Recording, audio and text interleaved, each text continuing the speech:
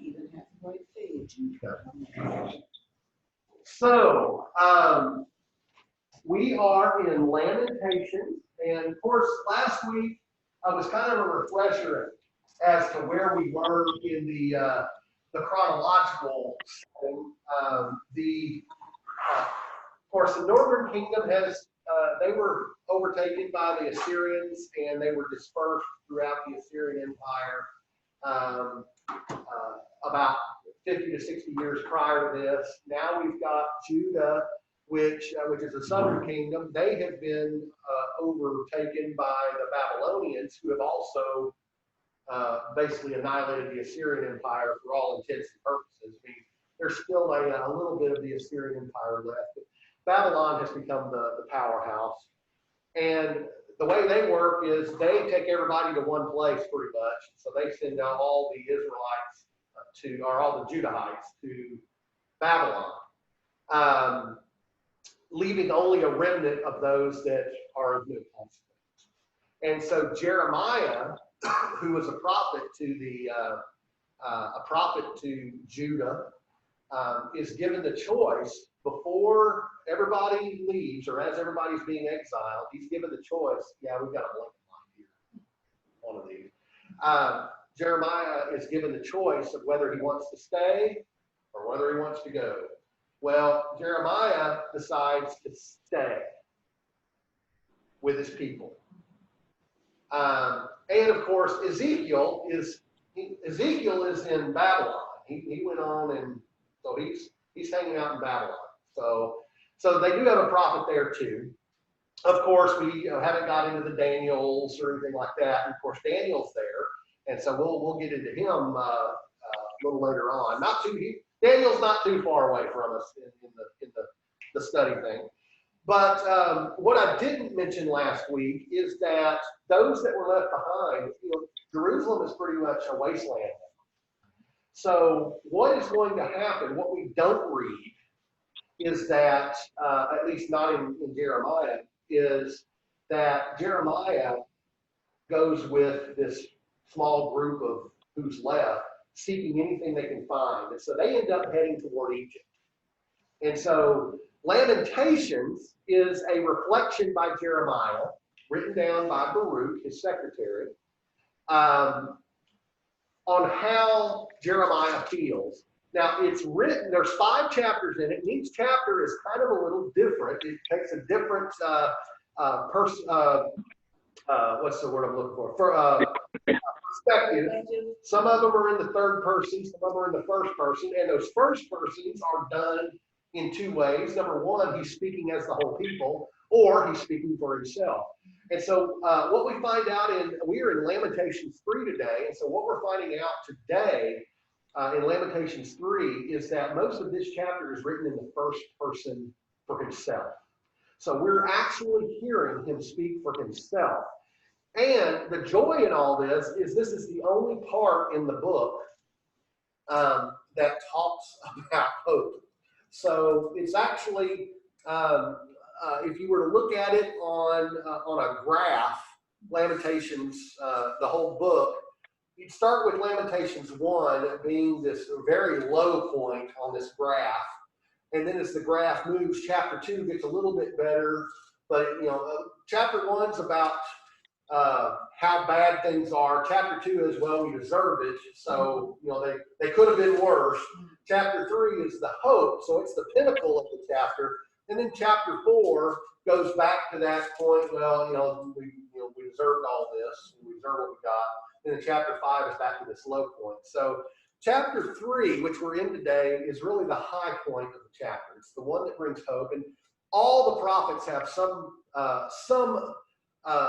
appreciation for hope anytime you read the prophets. So this is the one instance in Lamentations it does. So we're going to get into Lamentations 3. Let me pull up the PowerPoint here so those at home, so Wendy can see it, hopefully. I'm going to share the screen. That one. Share. Okay. Wendy, can you see that? No. Oh, okay. Wait, something's coming up now. Okay. Oh, it's still working. Okay. Okay. Well, I can see it on my phone. I just lost it on my computer. I'm sorry. But that's fine. That's fine. It's the scripture. It's the scripture. We're in Lamentations. Okay, now you're back. Okay. So, do you want me just to read it, or do you want to go through everybody, take a shot at reading this? Yeah.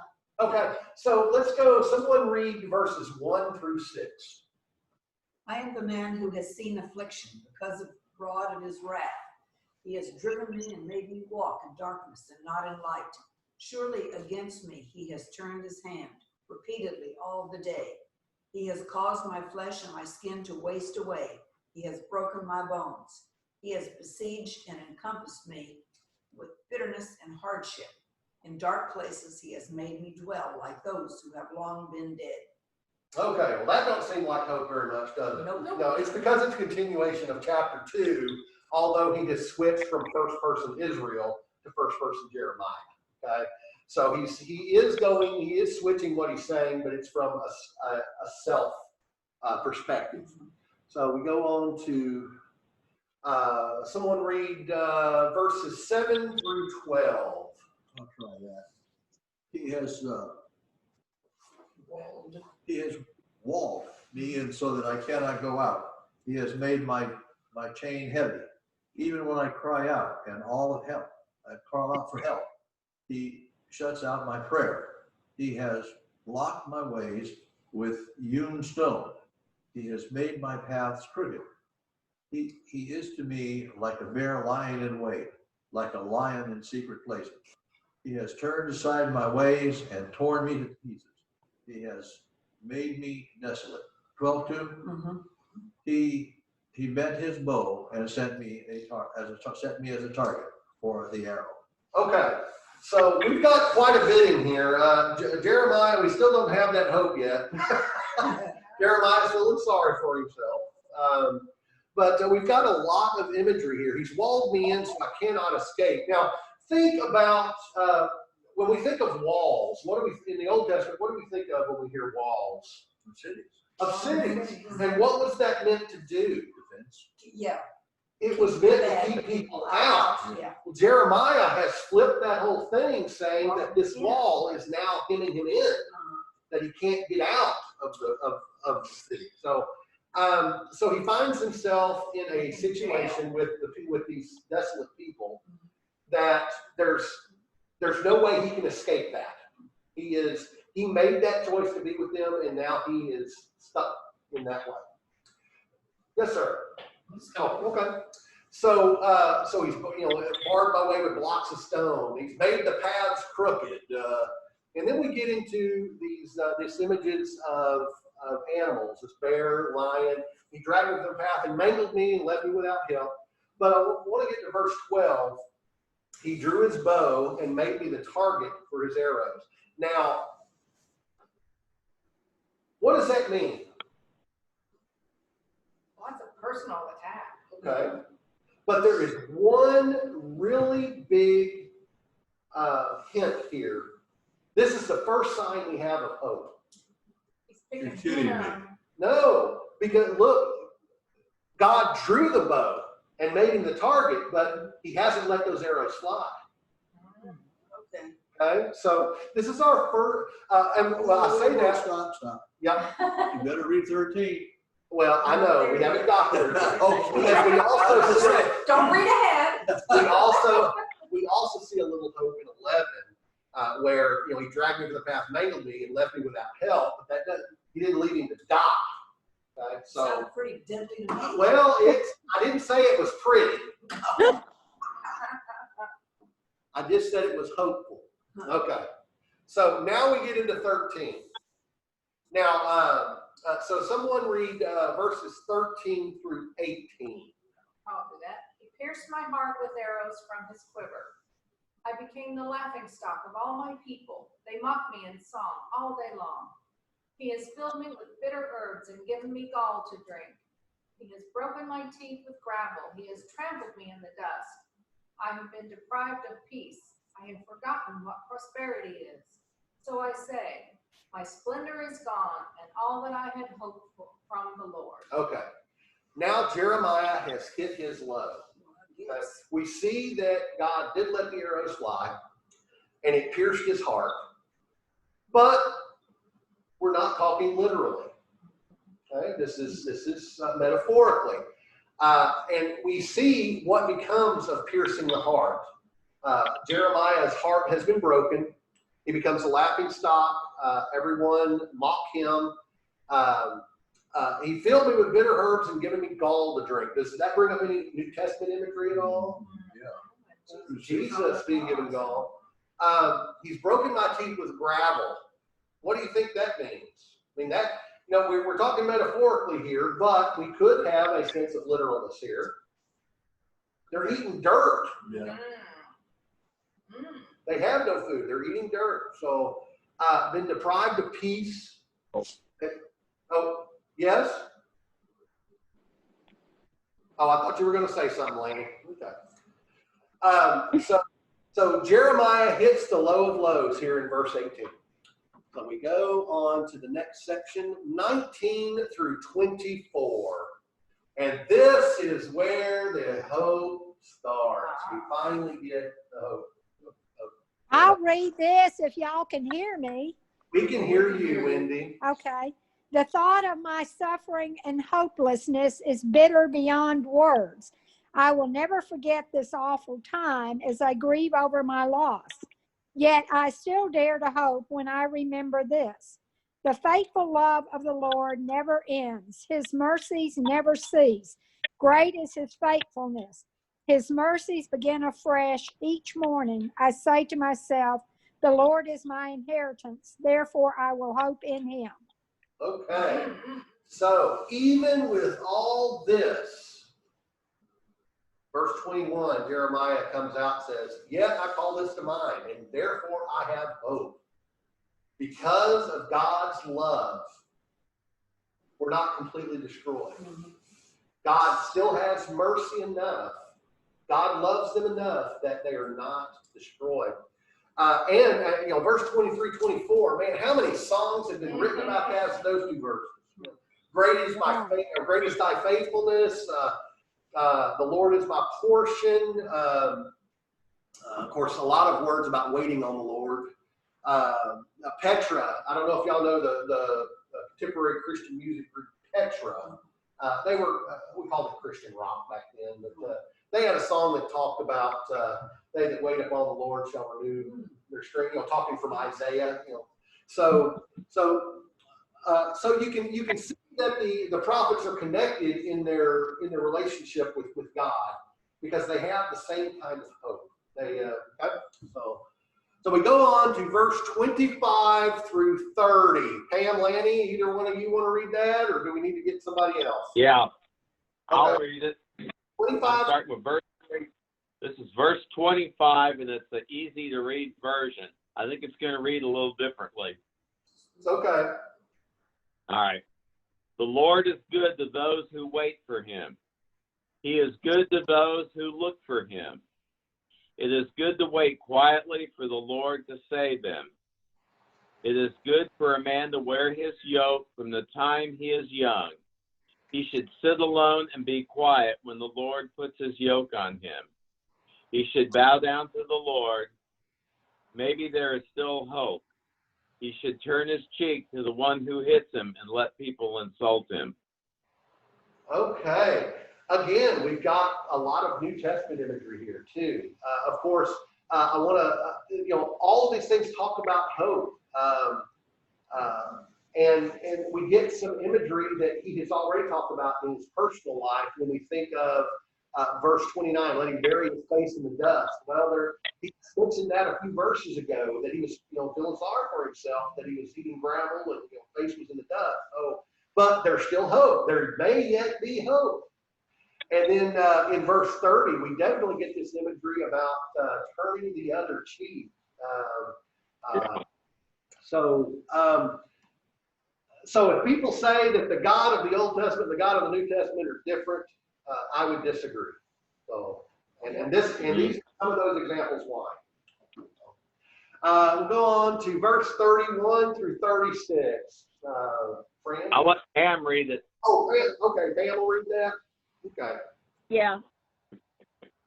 He should remember that the Lord does not reject people forever. When he punishes, he also has mercy. He has mercy because of his great love and kindness. He does not enjoy causing people pain. He does not like to make anyone unhappy. He does not like any prisoner on earth to be trampled down. He does not like anyone to be unfair to another person. Some people will do such things right in front of God Most High. The Lord does not like anyone to cheat another person.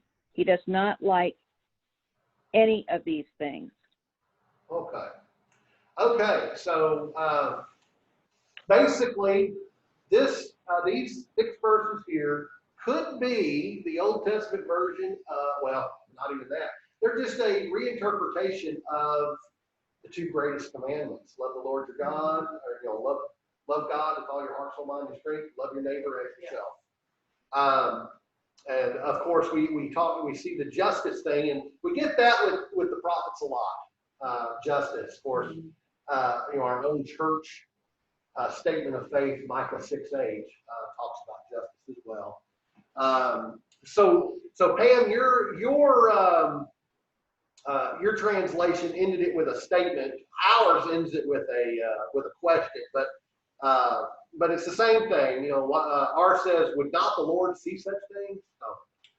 Okay, so we'll go on to verse 37 through 42. Who is there who speaks and it comes to pass, unless the Lord has commanded it? It is not from the mouth of the Most High. Is it not from the mouth of the Most High that both good and ill go forth?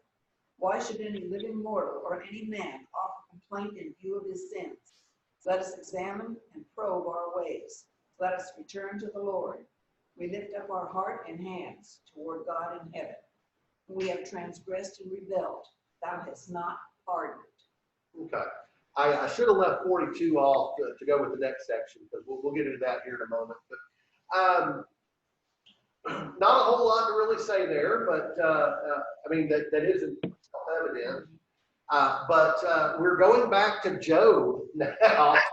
We're hearing a lot of things from Job. Is it not from the mouth of the Most High that both calamities and good things? Was it not I who created the heavens and the Yeah. So Where were you when? where were you Yeah. when? Yes, but Jeremiah realizes. I know exactly where I was. So in verse 42, we see this quote that starts, "We have sinned and rebelled, and you have not forgiven." We go on to 43 and continue that How far down? through 48. I'll try it again. You have covered yourself with anger and pursued us. You have slain and have not spared. You have covered yourself with a cloud so that no prayer can pass through. You have made us mere offscouring and refuse in the midst of the peoples. All our enemies have opened their mouths against us. Panic and pitfall have beaten us. Devastation and destruction. That's next. My eyes run down with streams of water because of the destruction of the daughter of my people. That's it. So yeah, we've stopped right there. So we've jumped into another one of Jeremiah. He just got through saying we have this hope. If the good person does this, the good person does this. This is what the Lord does. And now he's back to kind of self-pity in a sense. He is. We get a little bit of a thought of Elijah. Elijah's out there saying, "God, I'm the only one left." No, God's telling, "No, you're not." But he's again. We're getting this imagery of what happened. You've covered, talking about God, you've covered yourself with anger and pursued us. You've slain without pity. You've covered yourself with a cloud so that no prayer can get through. So remember when we talk about the cloud, pretty much anytime cloud is mentioned, it is the presence of God. So for God to cover himself with a cloud in this manner so that no prayer can get through, he's basically saying, God, we're crying out, why won't you listen to us? But God is listening. And he just made that evident a few verses before. You've made us scum and refuse among the nations. You're set off scouring. Yeah. This is I had to look at that. This is interesting. I haven't seen that word in a long time. The word that's used for scum or off scouring, it means literally that they are so filled with so much filth that think about I remember my dad in his. We went back to his to his place where he grew up. They were kind of well off then, but they had a swimming pool, but it was a concrete. It was a concrete. Yeah, the only way you could empty it was with a pump or whatever. So they let it go for years. They didn't mess with it. And I remember seeing that pool when it looked its worst. The scum just covered the tops. It was full of bullfrogs and lily pads and just all kinds of filth. And mosquitoes. Right. Right. Dynasty, they get the frogs. I mean, it wouldn't be, right. It's the kind of area you just wouldn't want to be around, let alone, I think I would prefer to brave the marshes of Louisiana than go in that pool. Oh, that's bad. Than go in that swimming pool. You were in the Army, but you weren't a snake eater. Now. So this is what that means when it says off scouring. And it can't even be rubbed off. Yeah. It's so thick that you do all the cleaning you want. You can't do anything. And we get to a point where only God is able to do that. So, of course, all prophets talk about whenever their people have fallen by the wayside, due to their own pride, all their enemies, are talking about. So that's pretty self-evident there. And then we get to the end. Streams of tears flow from my eye. You said streams of waters, but the same concept. But think about what he's saying here in that translation you used. If we use streams of waters, what does water usually imply? Cleanliness, life. The river of life. Yeah. So we go on to verse 49 Hang on a minute. Oh, go ahead. Verse 48, mine says, because of the destruction of the daughter of my people. Well, it's the remnant. Oh. The people that were left behind. Okay. So, okay, which is different than the remnant. The remnant would be the people that were taken. Yeah. So the people that were left behind is not the remnant, but they're a remnant. Yeah. So verse 49 through 54. My eyes will flow unceasingly without relief until the Lord looks down from heaven and sees.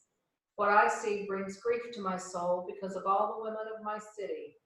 Those who are my enemies without cause hunted me like a bird. They tried to end my life in a pit and threw stones at me. The waters closed over my head, and I thought I was about to perish. Okay. What do you think this might mean? Or what kind of imagery does this kind of, I don't know, I'm probably reaching a little far. God. First thing that popped in my mind was the pit and the pendulum. Okay. To be down. The guys have been sinning so much here that the pit is just going to get them eventually.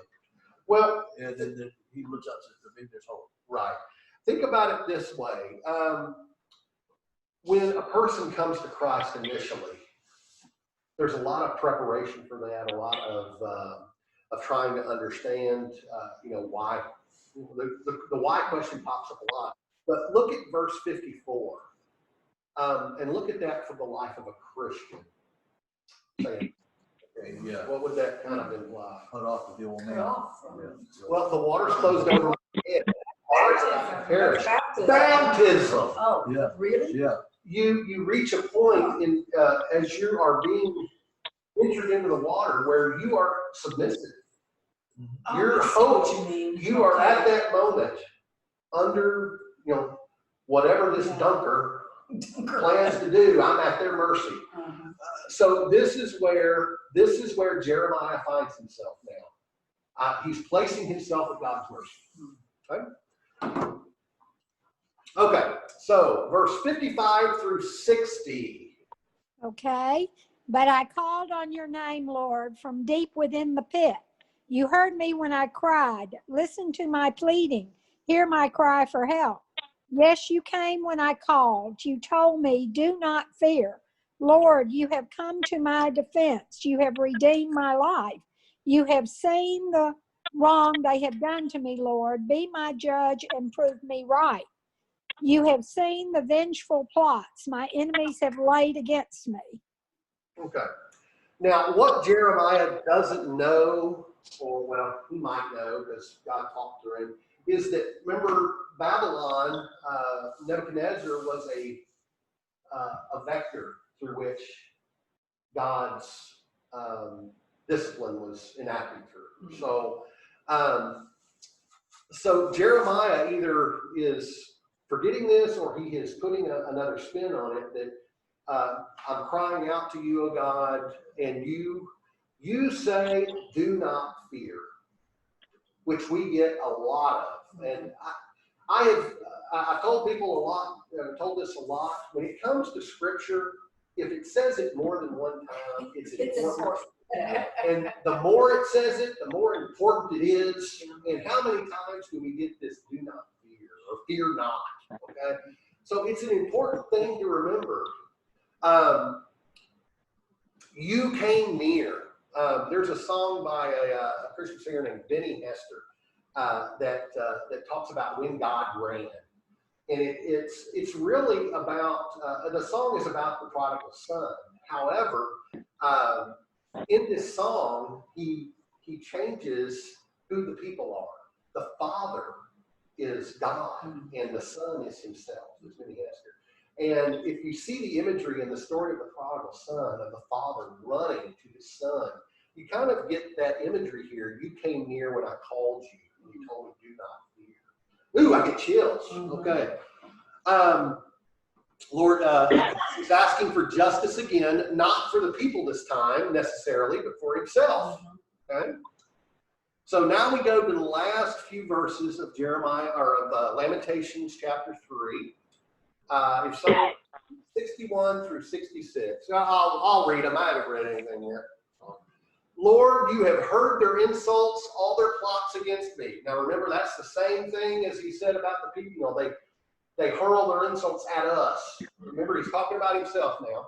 What my enemies whisper and mutter against me all day long. Look at them, sitting or standing. They mock me in their songs. They've written songs about this. Imagine country western singers. Okay. Pay them back what they deserve, Lord, for what their hands have done. Put a veil over their hearts, and may your curse be on them. What curse? I will bless those who bless you. I will curse those who curse you. That curse, okay? Pursue them in anger and destroy them from under the heavens of the Lord. Are these his own people?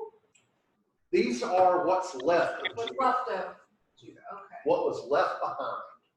Jeremiah, remember, he decided to stay. Right. And of course, we get stories that he and the people with nothing left there went to Egypt. So he could be writing this from Israel, or from what's left of Judah, or he could be writing it from Egypt. So we've reached the end. I'm pretty sure that's the end. Okay. We get a lot of imagery when it comes to Jeremiah. And remember, this chapter was written from the first person point of view, most of it. I'm not going to go any further in Lamentations today because I want y'all to, I never give y'all homework, but I'm giving to take it home, reflect on it. How do you see yourself from Jeremiah's point of view? Put yourself in Jeremiah's shoes here. Think about everything that's going on in the world right now. We're stuck at home. or we're limited as to what we can do. Everything seems to just keep piling on. There's nothing, and it seems like everything we do, nothing gets better. In fact, sometimes it gets worse. But as it starts out, think about it in a congregational setting, then think about it in a personal setting. And then once you've done that, and you can journal this if you want. I know some of you don't journal. But after that, I want you to look at it from God's perspective. What is God seeing in Jeremiah's words here? This whole chapter is written written through Job's eyes, or through Jeremiah's eyes. But how would God respond? You're not trying hard enough. You're not following me. Well, maybe. Michael, I'm having a little trouble with this. Yes, sir. Here comes my ignorance, if you will. Well, I'm not the smartest. When we started reading this and the other two chapters that we read, it struck me a lot as if an alcoholic, a drug dealer, I don't care, you pick the thing, you made me do this, God, you're doing this. And then he says, if you do this, then I will do this and things will get better. But if you don't, this is what we're going to get. And we're going right back the same way. And I feel that he's blaming God when he actually should be blaming himself for what's going on. And and all of the things we talked about with the prophets, they said, you're doing this and this is going to happen. It's not God did it to us. God did this to us, but actually I did the sinning, the cause. Yeah. It's my fault. If you want to compare this more to Job, it's not necessarily Jeremiah blaming God. Jeremiah is acknowledging that the things that are happening are due to God's plan. Wow. And there's a difference. There's a difference between blame and setting responsibility. Ooh. I don't know. Could you say that again, please? Paul was mentioning that Jeremiah is going through, and it seems like he's blaming God for all this. I challenge that by saying, well, it's similar to Job in that it's not necessarily assigning blame, but assigning responsibility. And I know there's a nuance there. Yeah.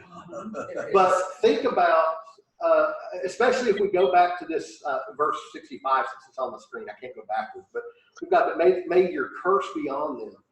That curse was promised thousands of years before this point. So God made these promises. He made this covenant initially with Adam, and then we get Abraham, and then we get Moses, and then we get David.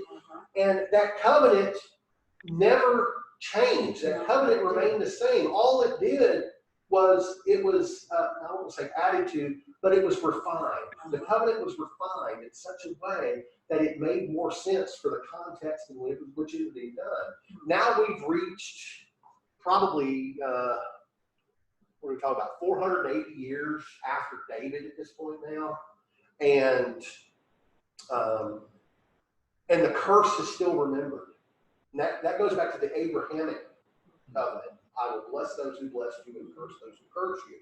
So it's not assigning blame. They knew all this all along. Any responsibility.